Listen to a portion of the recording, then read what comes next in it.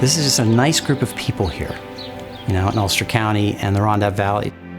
I love that there is community. That really is a value for, I think, everyone, to have a connection with the people around them. I grew up with the handshake, and whatever we say, we do it. We do it. I got support like you would not believe. So we do it together. It's people collectively working together through love, compassion, commitment, respect, and through imagination. There's nothing that they can't do. We all have way more in common than we don't. We too often concentrate on things that separate us rather than things that bring us together.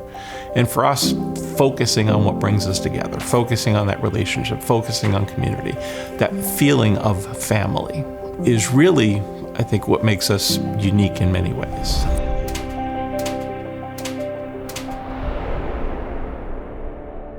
I had a challenging childhood. Unfortunately, my parents was on substance abuse, but my dad instilled in me the core values that I needed to be successful. Just being healthy, being loving, being considerate, being respectful, being trustworthy. So it only made sense that I can share that. So when I see children go through parents being incarcerated, going through homelessness, I've been through all of it. So I want to be that person to encourage them and inspire them that you can get through this. When I was 17, I moved to Texas and built houses. We jumped in a truck, and 4 of us, and I learned how to frame houses. I worked for my dad before that, who was a builder. So I got a lot of stuff from him. And then I started doing little steps and chimneys, just me by myself. Then hired one guy and another guy, and it just kept progressing. And every time we did good, I'd just buy another tool, another piece of equipment. I own an accounting firm in Manhattan, and I bought a house up here about 12 years ago. I was trying to figure out how could I possibly migrate up here so this became my full-time home. And I felt like there's a real parallel between the gym business and the accounting business. And that's why I thought this was a great fit for me to have a gym up here in the area. I started my business in 1986. I did start with a truck and a shovel and me. We were working out of my home. At that point, I had been banking with a big box bank, and they told us they didn't want anything to do with this project. I went to Ulster Savings. Somebody came down and the building was in construction. Wayne was hanging from the rafters, and he looked at Wayne and spoke a little bit to him and said to me, "When you have a C of O, we're going to give you a mortgage. We want to be involved in this." We were founded as a mutual bank, and a mutual bank has no shareholders. We have what we call stakeholders. Our stakeholders include our customers, our community, and our colleagues. And we take that to heart, and we've kept that in our culture the entire time. So by staying a mutual, by not taking on any shareholders, we were really created for the benefit of our customers and the community. I did them other banks, the big banks. I tried them for a while, and there's nobody to talk to. You call my buddy Steve Hack, boom, answers you. Or go right there. When I was trying to buy this building, the banks that I deal with in the city that are like monster banks, that say they lend, that say that they're trying to help people, wouldn't help me. And I was just really struck by that.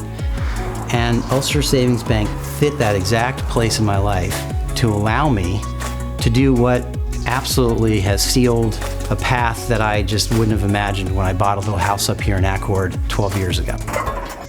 My wife and I funded a lot of the things for ourselves, but obviously it wasn't enough. And we reached out to different organizations. The box name banks went right past Ulster Savings and everybody else, and it just doesn't work like that. You have to reach out to community banks. You have to reach out to the organizations that participate in this community, and we've been able to thrive ever since.